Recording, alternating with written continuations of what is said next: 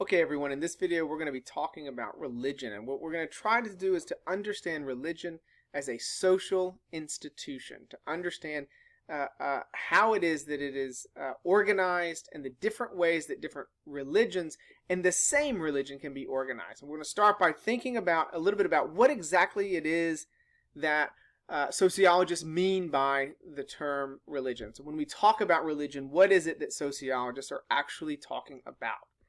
And so I'm going to organize this around Emil Durkheim, who is kind of one of the founding fathers of sociology and spent a lot of time writing on religion and provides what I think is the best definition for understanding religion sociologically. And he gives it three kind of core basic elements.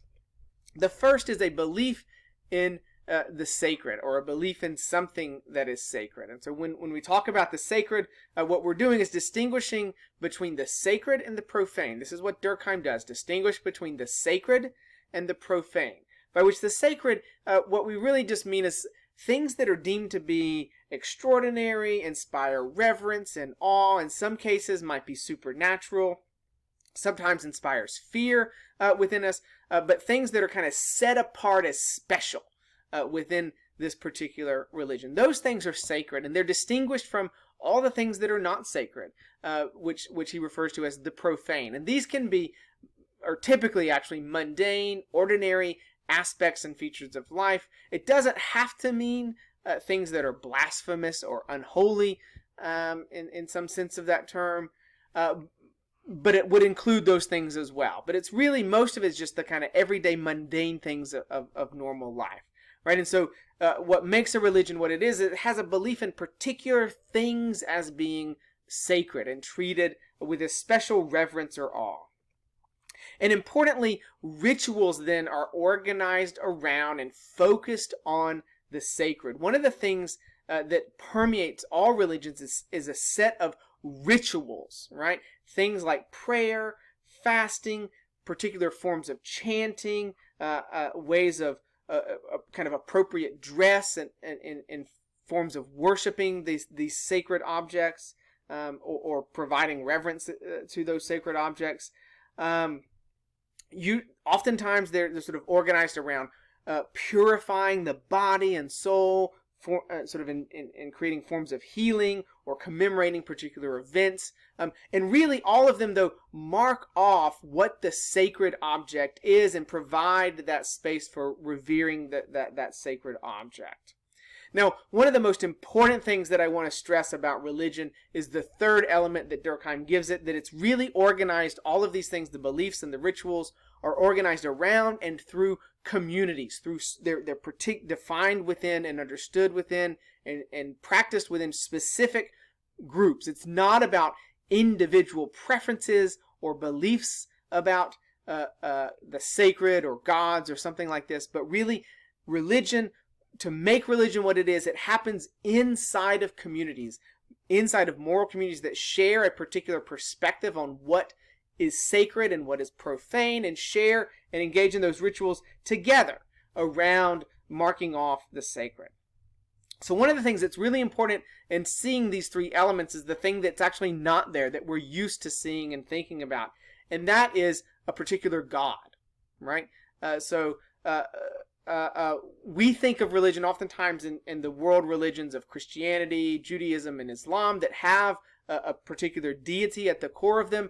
But many, perhaps most of history's religions don't have at the core of them a deity. Buddhism, for example, one of the world's major religions, has no god attached to it. Most of the animistic religions that Durkheim focused on might focus on spirits or spiritual things or supernatural things, but not gods in the way that we typically think about what that term means. So when we're thinking about religion, what we have in mind is a kind of definition where we're talking about a system of shared rituals and beliefs about the sacred that bind that community together, right? Through those rituals and those shared beliefs, members of that religious community are bound together into a coherent, more or less coherent whole, even though there's lots of actual fractions within particular religions, right? But importantly, it brings that community together and defines that community. Now, if that's the case, if this is our way of thinking then about religions, one of the things that's really important for us to see is that those rituals and beliefs are infused with social meanings, right? They give social understanding. They give an orienting worldview in some cases, but they provide meaning to the adherents of that religion who are engaged in those beliefs engaged in those rituals and beliefs. But importantly, those meanings that even we attach to the exact same ritual or the exact same practice are not fixed. They can change over time, and they do change over time, and they can vary across different communities in the same broad religion. So let's take one example here. This is the religious text of Christianity, referred to as the Bible. And the meaning of the Bible and how practitioners of Christianity approach the Bible varies across different communities that make up the Christian tradition.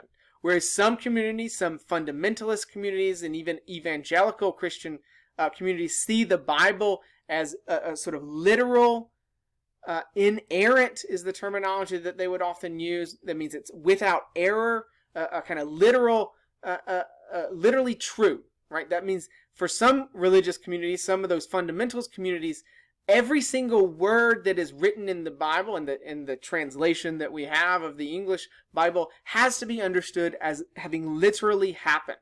Whereas other Christian communities, often in the mainline denominations, treat it as inspired but not a literal document. So they can both read the exact same text and come to very different conclusions about the meaning of that particular text. So the very first story in the Bible is the origin myth of Christianity, of God creating the quote-unquote heavens and the earth. For fundamentalists, they read that, and they read that as a set of events that happened over the course of 7 days that literally happened as they're recorded in the Bible. Whereas many in mainline denominations will read that as a kind of metaphor for understanding how it is that God is infused in particular aspects of the world. So again, the same sacred object, the Bible, but has very different meanings across different communities, and those meanings change even within that shared community over time. We can see this with all kinds of other things. The meaning, for example, of the practice of Muslim women wearing a hijab, right? The meaning of that can vary across different Islamic communities, whereas some Muslim women see wearing a hijab as a kind of a religious dictate, and others Muslim women who don't wear the hijab see it as more of a political or cultural practice. And even of the hijab itself, there are different meanings that are ascribed in different communities to why the hijab is worn. So really, with every particular practice, every ritual that marks off the sacred from the profane, the meanings that are underneath that can vary, even of the same object, from one community to another, right?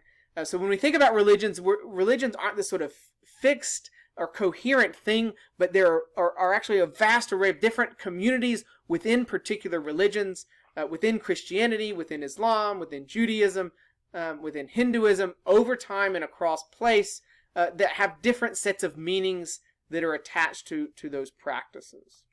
All right, so religion then, we have to think about as a social institution and understand the rules that govern it and organize it and the meaning systems that are underneath it. Religion really should be thought about not as a kind of shared belief in a God, as the way we often think about it, but religion is organized around shared rituals and beliefs around the sacred that are organized and shared within a particular moral community. So rituals and beliefs, the sacred, and understanding that is happening within a moral community. That's what we need to be thinking about when we think about religion, and importantly, to see how it is that this binds a community together, right? That these practices, these rituals, infuse members of that community into a kind of whole.